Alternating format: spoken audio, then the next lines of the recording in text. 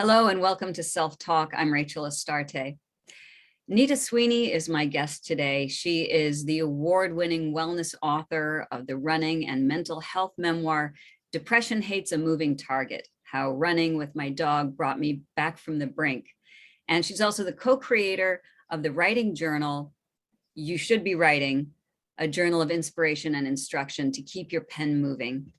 She's a certified meditation teacher, mental health advocate, ultramarathoner, and former assistant to writing practice originator Natalie Goldberg, who is one of my heroes, heroines, however you want to say that. So Nita, thank you so much for being on Self Talk. Oh, thank you. I'm really excited to be here and just looking forward to this chat. Yeah, me too. So let's launch into it. How did you get here? What was your calling? Well, I've been writing most of my life and trying to get a book published, and I've had articles published and things like that.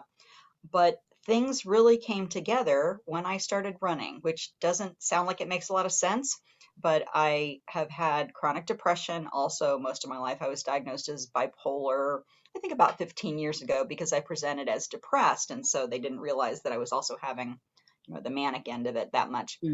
And I saw a social media post of a high school friend, my age, same size, which I was actually much larger than I am now at that time. And it said, "Call me crazy, but this running is getting to be fun." And I really thought she had lost her mind. I really did. I thought we should send help, But I was in a very low place in my life. I'd had 1 year where seven different people plus a loved one's cat that I adored all died in 1 year, and one of those was my niece, and the last one was my mother. So it was just a horrible year. And with grief, sometimes it's not when it actually happens that it's the worst. It's awful then, but Yes. there's things to do, and then and so a couple years later, it just got bad, and I was suicidal. I was really thinking about not wanting to be here anymore. And I saw that social media post, and I didn't I didn't put on my trainers right away and hop out. No. I sort of stalked her for a while, and she just seemed to really be enjoying it, and she seemed happier, and she seemed lighter, and she seemed, I don't know, just a lot of things that I was not having. And so one day, it was in the spring. I live in central Ohio, USA, where the winters can be kind of harsh. And in the spring, there was still snow on the ground, I think, but the little buds were starting to pop. The crocuses and the snow bells were starting to pop up. And something about that tripped a part of me that still wanted to live. And I thought, I have to try something. I'm on medication. I'm in therapy. I meditate. I do writing practice. What is the missing piece? Yeah. Movement? Maybe movement? Well, it turned out it was. And so I leashed up the dog, went down in this little hidden ravine, and that's all. And I wrote a book about it. It's all in there. And that started me on a journey, which oddly enough ended up in my publishing my first book, which is not what, I mean, that day, all it was about, let's just stay on the planet. And it wasn't, that took some time too, but it was a trajectory that I didn't anticipate, and has been really wonderful for the most part. So fantastic. You said something that really struck a chord with me, and as my therapist ears kind of went dink, which was, it didn't happen right away. You got the impetus, the everything was there. You saw your friend's post and you went, okay, she's nuts. And then but it took you a while to kind of find your way to moving and running. And what's really beautiful about that story is that those crocuses, they blossomed for you. You know what I mean? That was your anchor to say, to flip the switch in you. And I think it's really important to point those things out, is that oftentimes we get the shoulds, I should be doing, I should do that. And then we know logically what we should be doing, but we don't, it's not quite time yet. I like to say we haven't learned the lesson yet, and it sounds like that's what you needed to push yourself in that direction. Yeah, in hindsight, this is so much easier to see in hindsight, of course. I was like that little bud that was underground, that little flower that was underground, and it just took enough warmth or enough time, enough light, Right. the things. And I get a lot of people now. I mean, the book has, I always joke that I'm an accidental mental health advocate because that wasn't my goal either. Right. But it's been great. I'm happy. It's perfect. But people ask me, oh, I wish my sister would read your book. I wish my son would read your book. I wish and I say, well, you can get one for them. I'm happy to talk to them. But I just know from my experience over so many years of dealing with chronic depression and anxiety too, I have that as well, Hmm. that I, all those shoulds actually made it worse. It Hmm. was like an Yes. extra, I mean, I tend to maybe it's a rebellious personality, I'm not sure, but it just added a layer to, I mean, I already feel like I can't move because there's Right. leads attached to my arms and legs. And then you give me this should on top of that. And I do it mostly to myself. It's actually more Sure. me than other people. Sure. And so I just say, remember, this person might be in crisis, um, and there has to be some spark inside them that Yes. that you can offer things, you can say, how can I be helpful? Hmm. You can suggest, but ultimately that spark has to come from within them. So I'm grateful. Absolutely. I mean, I'm so grateful because I really believe that there have been several times in my life, if there weren't these just tiny shifts in things, I'm pretty sure I wouldn't be here. Just that's just the way it is. It's just these tiny shifts, and we can our loved ones can create conditions to help us stay, but it's so much of it is out of our hands. So. Yeah, and that's a really important point too. And the whole should thing, it's a word that I've tried to, and I'm doing really well with eliminating from my vocabulary. It never really has a function, does it, except to make you feel bad, you know, and no matter what it is, whether it's the laundry or making a huge life change, there's no help in the should. So beautiful. So in terms of so you have two things happening. There's the running and the writing. Um, let's look at each of them. What would you say uh, would be the purpose of writing in terms of connecting ourselves to our true selves? How does writing help us do that? That's exactly it. It connects me to me. Mm, I write and I find out things I don't know that I believe, or I don't know that I think, or emotions I didn't know I had. Or mm, sometimes it helps me make sense of emotions that are so big, especially with bipolar. Sometimes my emotions can get so big. I can be too right, much. I'm just too much. right, And writing, I do writing practice, which is a timed writing where there's no editing. You set a right. timer, you go for, we start with usually 10 minutes. And so there's no space for that inner critic to get in. And Mhm, then after, the important step people forget is to reread it, because mm. a lot of times in the rereading, especially if you can read it aloud to Aloud, somebody yep. else who's doing Hmm. it, where you do it back and forth like that, Right. With no um, comments, no no comments. comment, right? No Right. comment. It's based in Zen. That's the Natalie Goldberg's Becker, and that digestion of your experience, there's all these little aha moments, everything from, I really don't like French toast to, oh my gosh, that's my purpose for being in the world. I mean, anything, all those things and everything in Yes, yes. between can come up. So yeah, it's the way to connect with yourself. And then for a writer, you connect with yourself first through that kind of writing, and then you go to the page.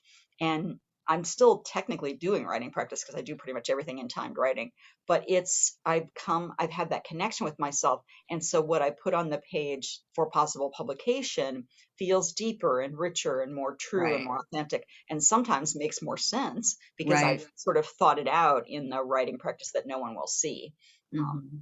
Yeah, yeah, that's a beautiful point. And I started studying with Natalie Goldberg about 30 years ago, and it changed my life. And it completely because I was also going through depression at that time. And what I found, and I wonder if you could speak to this as well, was that I found it because it's so non-critical, right? Whatever comes out is meant to come out, and it's like learning acceptance of the way your mind works.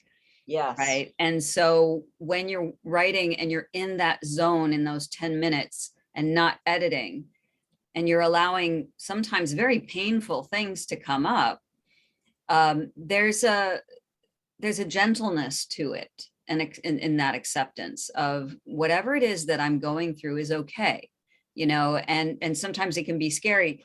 I'm gonna show you, this is my writing notebook. So and exciting. and I sometimes what comes up is like, what is that? And but then when you reread it and you read it out loud, without the judgment, you begin to sort of see this as just a thing that's moving through you, and it's okay, right? And so in terms of mental health, as you were saying, it can be very healing to allow yourself to have that release from self-judgment as well. Did you find that? Yes, the notebook is a safe space. Mm-hmm. It's a safe space. And it took a while, well, back to the it took a while theme. Even when I started doing writing practice many, many years ago, I was practicing law when I discovered Natalie's the book that everybody knows, Writing Down the Bones. And I talk about self-judgment. And so to have that space on the page to just say anything, no, nobody was going to see it, Right. unless it was somebody else who was doing the same practice. We had that Right. kind of equity. Mm-hmm. It was so freeing. But at first, it was so hard to not want to correct, not want to do. Yes. The editor was so strong, Yes. and just noticing how strong that editor was Mm-hmm. powerful, Mm-hmm. because it had been with me forever. I mean, as Yeah. long as I can remember, I'm sure. And so that awareness was also helpful. But yeah, with the mental health piece, just having a safe space where I can talk about things that you just don't say out loud. I mean, Yeah. you just don't say them out loud. Well, unless you're reading them out loud, which we say. But yeah, Yeah. sometimes you go to really painful places. Sometimes you go to can be neutral or even boring. Some days I read Right. writing and it really is boring. It Yes. really is, and you get to be okay with that. Right. In meditation practice, we talk about equanimity, which Mm-hmm. is a balanced state of mind, and it's a way of accepting kind of whatever comes. Yes. And it doesn't mean you don't do anything about it sometimes, but internally being able to not be Mm-hmm. bandied around by all of that. Yeah. Writing practice really, really helped with that too. Yeah. And what I love, I last spring, I guess, I took an online workshop with Natalie, and one of my favorite parts was, you talked a moment ago about like it's okay to be boring, and Natalie was saying she went through some of her notebooks and thought, geez, I complain all the time. That's all I do is I complain. I got to, so she learned a little bit of something about herself. But one of the funniest parts was during one of the workshop classes, she asked people, and this is about the inner critic, right? Self-talk, right? The inner critic. She said, I want people to come up on the Zoom screen and read something you think is shit. I want to hear your shit. And so everyone would, someone would read, and she said, that's not shit. I want shit. You know what I mean? And it made you realize that what you think is terrible writing, to someone else, it's an insight into just whatever little glimmer moment of your life. And that we are way too hard on ourselves most of the time, you know. What One of the things, I'm not sure if she talked about it in that workshop, but one of the things she often talks about is what she calls the gap, which is the difference between what's actually on the page and what you think is on the page. Because Yeah. as you're writing, and whether you're typing or handwriting, your hands are there creating the words, and they're connected to your arm, which is connected to your shoulder, connected to your heart. Right. Meanwhile, your head is up here 18 inches or so, depending on how tall you are, away from your Not heart. for me. And there's this gap. And reading it aloud, or especially in that situation, reading it aloud to other people, helps close that gap. So you Yes. realize what's actually on the page. Sometimes it takes time to close the gap, which is Yeah. why they often suggest, if you're writing something possibly for publication, to give it some space, let it breathe a bit before you go back, because you're Yeah. still so invested in it. But yeah, that practice is such a good thing at closing that gap and seeing what that inner critic is. Yeah, I know. Hmm. I just Yeah, give And us your once you best. build the habit of doing it every day, it becomes something that you look forward to doing in a way. Even sometimes you don't feel like it. Even Natalie talks about like, oh, I don't want to do this. And you just sit down and you do it, and there you are. And you don't always have to reread it for a while. You can go back to it later. So let's switch gears to running. So what is your connection with running and writing? Well, the biggest connection was the endurance Mm, because writing takes energy, especially big projects. And I really, really, really, my bucket list goal was to have a book with my name on it. I mean, it mhm, just, and I wanted it to be traditionally published if possible. Nothing against indie, self-publication. That's fantastic hybrid. There's lots of options. The world is amazingly full of options. And I would and it was also an inner critic thing too, mm, but I had really come close with a book that I'd written about the last year my dad was alive. It was he was diagnosed with cancer 6 months after I had been hospitalized for a near suicide attempt, and I'd been this really important busy lawyer, blah blah blah blah mm, not enough time for my family, that kind of thing. I'm so important kind of thing. And mm. then bam, I'm in the hospital, and then I'm in treatment and staring at the wall all day. And he says, in my last year here, I want to play golf. That's all I want to do. And so we spent the summer together and played golf all around these, I call them goat pasture golf courses in central Ohio in Licking County. And I had written that. I'd taken through MFA school. I had hired editors. I'd done all kinds of things and just was not getting anywhere. And I'd gotten, I think, 8 rejections from agents. And I would work on it and then give up, and then work on it and then give up, and work. And it was just the kind of thing where I didn't have the physical stamina or the emotional stamina to withstand what it takes to get a book published. Mm, And and I think also I may not have known what the story was totally, where I'm a little more clear on that now. Um, and so when I started running, it wasn't very long before other people started noticing a shift in my mood. And I'm always writing. After almost every run, I'll write down just even a few sentences. Saw the poodle down the street, saw the neighbor, left foot felt weird, tired, not, just little things like that. And so I'm always writing. So I have those um, column journals, but a record of what I'm doing. mhm. I have a thing about recording my life, which might be weird, but it's really good if you're a memoirist. Um, Yeah. so as I continue to run and continue to write about this, after I ran my first half marathon, I thought, I am, what was I, 49 or 50? Um, Here I am, this middle-aged woman who takes up running. Maybe there's a story in that. And so I thought about writing kind of a couch to half marathon story. And so I kind of started with that. And then eventually I ran my first full marathon. And then I thought that, okay, now that's more of a story. And in the process of the writing, so the running is giving me the physical and emotional endurance, but in the process of the writing, I realized that I wasn't just running to lose weight. I mean, I had gotten so much better emotionally. Mm, I'd gotten off some of the medication. I'm still on some medication. I'm very careful to say that didn't cure me, but that, it reduced my need for medication enough that that also improved my energy. mhm. And I felt like I had a story about that. And so it sort of went from middle-aged woman takes up running to middle-aged woman saves her life. Wow. And that felt like, now that's a story. And when I started Yeah. talking to people about that and really writing about that, and it felt much more like something that would hold together. And then at the same time, which you have no control over, and this is the frustrating thing about writing, at the same time, the world started to become more aware of mental health in 2017, Mm, 2018. It seemed like that issue started to be talked about much, much more. And of course, now it's everywhere because still in the middle of a global, excuse me, we are still in the middle of a global pandemic while we're recording this. And um, so that's a big thing. And so the timing was good too. So by the time I had something that was ready to pitch, it felt like it was the right time. And then I found this wonderful publisher, Mango. It's a very small press. Well, actually, it's not anymore. It's growing in leaps and bounds.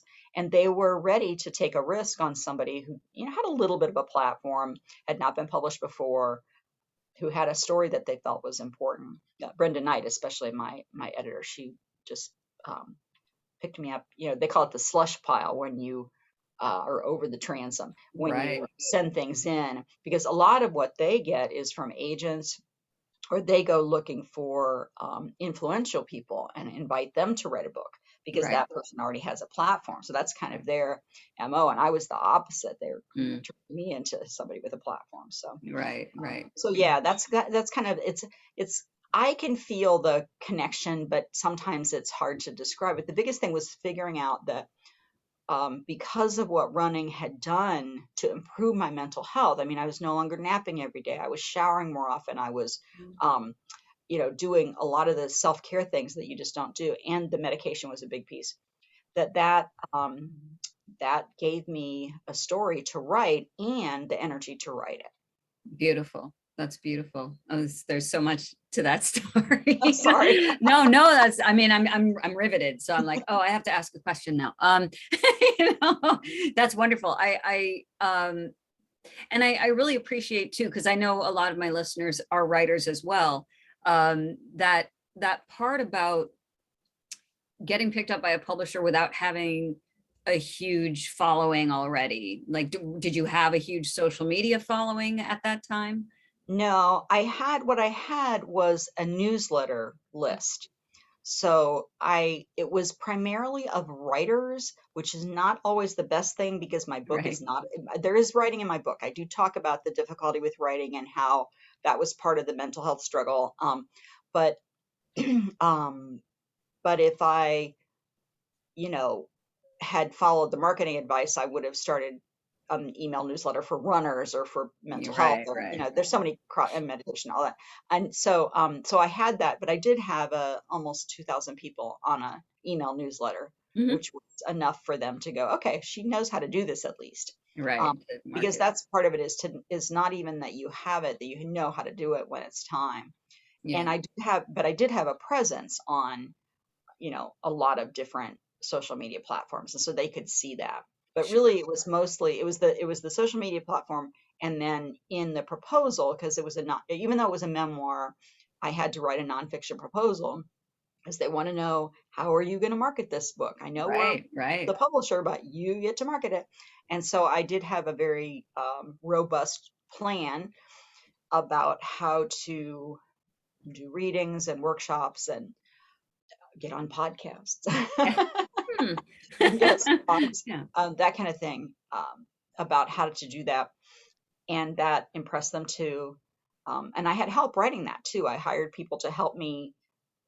I had to give them all the information, and I had to actually write it because it had to be in my voice. But I had people help me say, well, that's not realistic, or, well, you're not thinking big enough, both ways. Right. And so I got a lot of help too along the way. Yeah. It's funny. It's like, oh, this is my book. Well, there are 10,000 people behind that book, Right. between the runners and the writers and the meditators and my husband and the dog and there's Yeah. the book it's a team. I have a blog post. I think it says writing is a team sport, because it really Yeah. takes a team. That's beautiful. I love that. So tell us a little bit about the groups that you have. You have Mind, Mood, and Movement, and you also have a group called the Writer's Mind. Can you talk a little about those? Yes, those are little Facebook groups, and Mind, Mood, and Movement is the one where I'm probably the most active, and I curate other people's material, is what I do. I subscribe to a whole bunch of different newsletters and blogs and things like that. And then I find the ones that feel, I mean, it's very intuitive, they feel right to me, but they're mental health, meditation, movement, not just running, but movement, just exercise as like movement as medicine kind of thing. And Yes. then dogs and unicorns, because it's my group. I love unicorns. And so about once a week I Okay. post a unicorn meme. Yeah, that's it. If And you don't that's like how it is. unicorns, it's not the right group for you. But it's it's just a, completely curated. And then on Friday, I have what's called Feature Friday, where if you have any kind of business related to nothing or everything, you can post a link on that thread. So it's not a discussion group. There's not a lot of back and forth, except when, if I ask a question, people can comment. And there have been a lot of really great discussions there. It's mostly just me curating material, a lot of memes, because just other people just in one sentence can just nail something we're all feeling. So I'll Yeah. share that. I always give credit to where I found things. And then there's some original material. For a while, I was trying to post a practice. For a while, I was trying to post a practice every day, and that was just too much. And then I went to 3 times a week. And right now, I'm actually working on another book, and so I had to abandon that for a while. I'll probably get back to that. But the practices would be writing practice, movement practice, and meditation. And I have an ebook called 3 Ways to Heal Your Mind, which people can download off my website if they would like. And those are the tip. What is it? Too long, didn't read. It's writing practice, meditation, and for me, running, but movement. Those are the 3 ways I heal my mind. Beautiful, beautiful. And so you mentioned those. Yeah, go I ahead. didn't talk about the writer's mind. I'm sorry. Oh, okay. Sorry. Yeah. So the writer's mind actually grew out of that. It may have been the same workshop that you were in, because I tend to take a lot of Natalie's online workshops, and still, even all these years later. And because some people from that group had said, Nita, you should do something with this. And so what I have done is I've tried to curate articles that help people who are used to doing writing practice but want to publish the work, because writing practice itself is not about publication. It's about connecting with yourself, connecting with who you are. But people go to Natalie hoping that she'll teach them how to publish books, and then they're somewhat disappointed. I mean, she'll tell you how she did it, but unless you're really, really, really intuitive, it might not work for you. So, excuse me, I'm sorry. Unless you're really, really intuitive, it might not work for you. And so what I have tried to do is provide mostly, again, curated articles about people who write memoir, people who get published, people who are in that same kind of space as Natalie, or in that same kind of writing genre sort of place, and how they use books as models, what kind of structure they use. So it's more about publishing, but there's also a lot of writing practice stuff in it too. And again, with that, I also was trying to do, I think I still do once a week, I'll put a little writing practice exercise, or it's more like a miniature essay about writing practice, about the inner critic, about the gap, about why keep your hand moving? Why is that so important? Right. Where does writing practice come from? Things like that. So it's sort of Nita's little take on 30 years of writing practice. Okay. And those are both on Facebook. Yes, those are Facebook groups. And then I also have my newsletter, which I have 2 newsletters, but one is for Central Ohio writers primarily, although anybody can subscribe and the essays might be helpful.